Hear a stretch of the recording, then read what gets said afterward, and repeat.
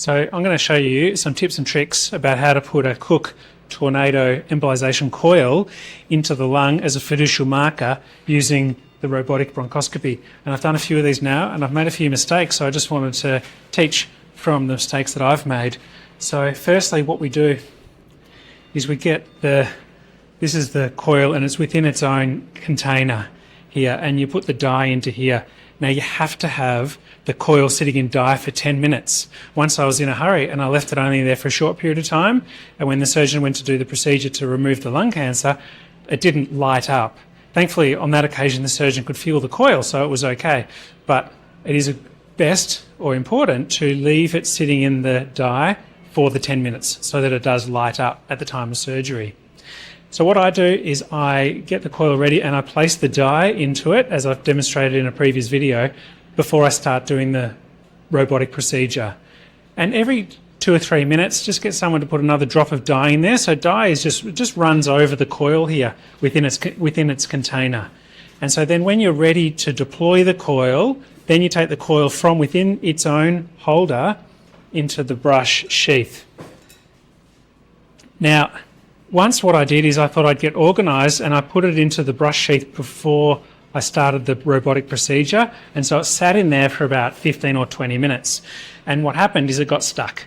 The dye dried up within the brush sheath, and when I went to deploy it and push it out, I actually couldn't push it out because it all got stuck, so I had to get another coil and start again.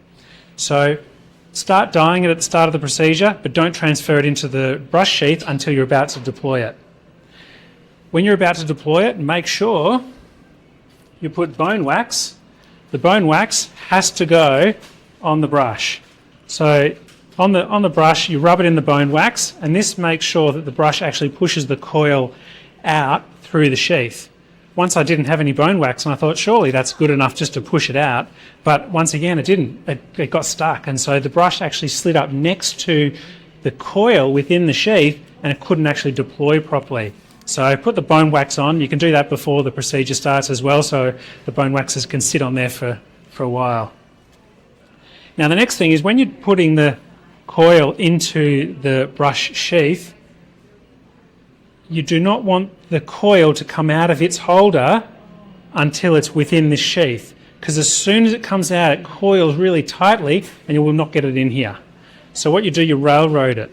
So you put this, you can see this really carefully, there's about 1 centimetre of overlap. So the brush holder is sitting inside the sheath. So once it's inside there, then you can use your wire to push it from within here and it'll come straight out into here. So at no time will the coil actually exit its own holder before it's in the sheath. That's very important.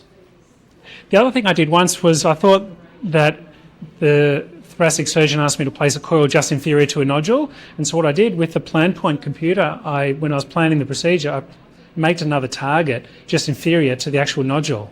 And that was not a good idea in retrospect, because plan point and ION then thought I had 2 targets or 2 nodules to biopsy, and so it got a bit confused. So if you need to place a coil inferior, superior on one side of the nodule, just come back a little bit with the trackball, reorientate, and then you can place the coil on one side of the nodule just using ION to tell you in what direction. So there are a few tips. Hopefully that's helpful so others can avoid making a few simple mistakes that I've made when placing coil into the lung as a fiducial marker.